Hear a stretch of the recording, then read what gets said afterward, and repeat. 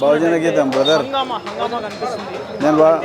రాజ్యం సాధిస్తాం సాధిస్తాం మేము సాధిస్తాం, బానిస బతుకులు మార్చేస్తాం మార్చేస్తాం మేము మార్చేస్తాం.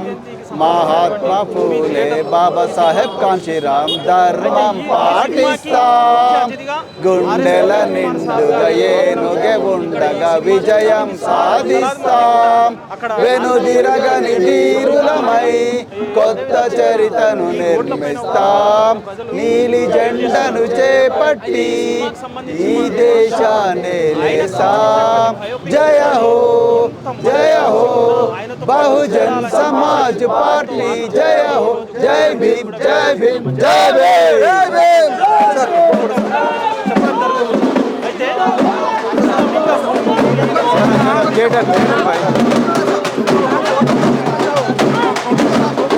ఒక్క ఫోటో ఒక్క ఫోటో ఇట్రా ఇట్రా ఇట్రా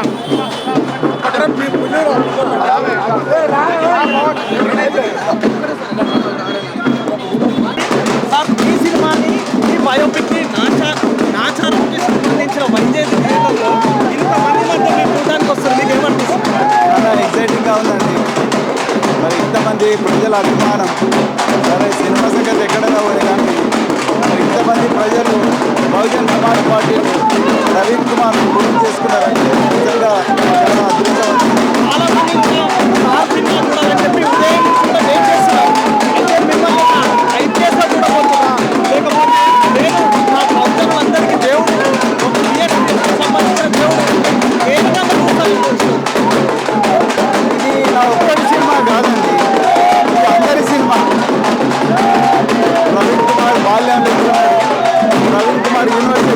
అవకాశాలు పడ్డాడు.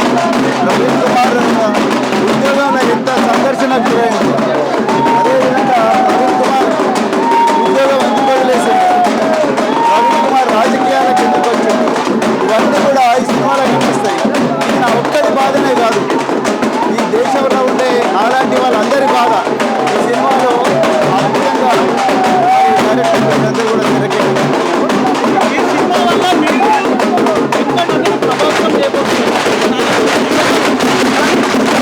రాష్ట్ర ప్రయోజనాల విషయంలో రాష్ట్ర ప్రభుత్వం ఎంత చేస్తే మీరు కూడా ఈ సినిమా సంబంధించినటువంటి కఠోర నేరస్తులతో అందరి కష్టాలను తీర్చే రకంగా మీరేం చెప్పబోతున్నారు?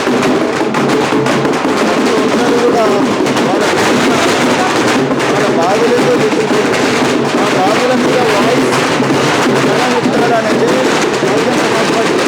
నేను అందుకే బహుజన సమాజ్ పార్టీ వచ్చిన రాజ్యాంగం ఇచ్చిన హక్కులను కూడా వాడుకోవాలని చెప్పి బహుజన సమాజ్ పార్టీ చెప్తున్నాను. రాజ్యాంగము హక్కులను ఏ రకంగా మనం కాపాడుకోవాలనే దిశగా మిమ్మల్ని చూసి గురుకులాలకు సంబంధించినటువంటి విద్యార్థులు సైతం ఇప్పటికీ ప్రవీణ్ సార్ ఏర్పాటు చేసిన గురుకులాలలో మళ్ళీ మాలాంటి ప్రవీణ్ సార్ కావాలని చెప్పి కోరుకుంటున్నాను. అట్లాంటి అవకాశం ఏదన్నా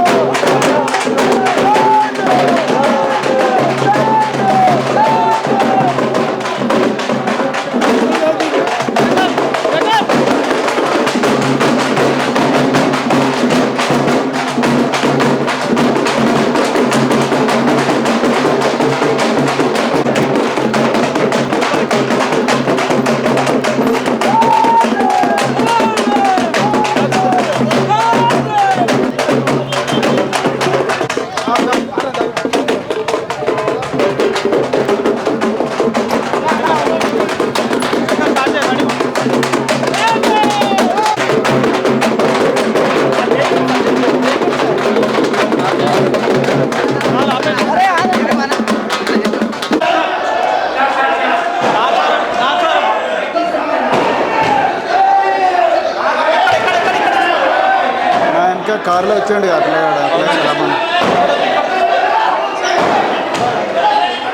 ఆచారంలోని వైజయంతి థియేటర్లో ఈరోజు ఆర్ఎస్ ప్రవీణ్ కుమార్ సార్కి సంబంధించినటువంటి సినిమా చూడడానికి సార్ రావడం జరిగింది. అయితే ఈ సినిమాకి సంబంధించి ఆచారంలో వందలాది మంది యువకులు, పెద్దవాళ్ళు, వయసుతో సంబంధం లేనటువంటి వాళ్ళు ప్రతి ఒక్కరు చిన్నారులతో సహా సార్తో సినిమా చూడడానికి వచ్చారు. సార్ చెప్పండి సార్, ఇప్పుడు ఈరోజు ఏ రకంగా ఉంది మీరు చాలా సినిమా చూడడం? వీళ్ళందరూ చాలా ఎగ్జైటింగ్గా ఉందండి. ఇంతకుముందే చెప్పిన ఇది నా సినిమా కాదు, నాలాగా గ్రామీణ ప్రాంతాల్లో పుట్టిన లక్షలాది మంది సినిమా ఇది. సో కేవలం ప్రవీణ్ కుమార్ అనేది ఒక పాత్ర ఇక్కడ. ఈ పాత్ర ద్వారా ఎంతమందికి అంటే భవిష్యత్తు ప్రణాళిక విషయంలో యువతకు కానీ చిన్నారులకు కానీ చాలా చాలా చాలా వాళ్ళ జీవితాలు మారుతాయని చాలామంది చెప్తున్నారు. మేము అట్లనే మారినాం కాబట్టి ఇవాళ ఈ స్థాయిలో ఉన్నాము. సో నాలాంటి అదృష్టము అవకాశం లేని వాళ్ళు లక్షల్లో ఉన్నారు ఈ దేశంలో. వాళ్ళందరికీ కూడా పనికొస్తుంది ఈ సినిమా. సార్ ఎప్పుడైనా అనుకున్నారా మీరు మీకు సంబంధించినటువంటి అంటే మీ చరిత్రని ఒక సినిమా రూపంలో రాగలుగుతుంది, ఆ సినిమాని నేను చూడగలుగుతాను? ఎప్పుడు అసలు నేను ఎప్పుడు ఐపీఎస్ అయితేనే అనుకోలేదు. హైదరాబాద్కి వస్తానని అనుకోలేదు. కానీ హైదరాబాద్కి వచ్చినా చదువుకున్నా ఒక ఐపీఎస్ అయినా ఇప్పుడు ఒక రాజకీయ పార్టీలో ఉన్నా. సో నా మీద ఒక సినిమా వస్తే నేను లైఫ్లో కూడా ఊహించలేదు. ఇప్పటికీ మిమ్మల్ని చాలా మంది కూడా సార్ సార్ అని చెప్పి పిలుస్తూ ఉంటారు. అయితే ఒక ఐపీఎస్ అనేటువంటి ఒక ముద్ర మీ పైన ఉంది కాబట్టి సార్ అని పిలుస్తుంటారు. కానీ మీరు అరంగేట్రం చేసినటువంటి రాజకీయం పరంగా చూసుకున్నట్టయితే సార్ అని పిలవాలా వద్దా అనేటువంటి డైనమాలు ఉంటారు. వాళ్ళకి మీరు ఏం చెప్పాలి? వాళ్ళందరూ నా నాన్న అయినా పిలవచ్చు, తమ్ముడైనా పిలవచ్చు, సార్ అని పిలవచ్చు, ప్రవీణ్ కుమార్ అని పిలిచినా నేనే పరగకూడదు. ప్రతి ఒక్క కుటుంబానికి సంబంధించినటువంటి వ్యక్తిగానే మీరు ఉంటారు. 100%. పేదల పక్షాన, 100%. వెనుకబడినటువంటి పక్షాన 100%. మీ భవిష్యత్ ప్రణాళిక సార్?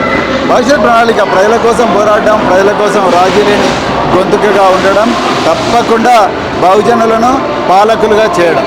ఖచ్చితంగా. 100%. Thank you sir.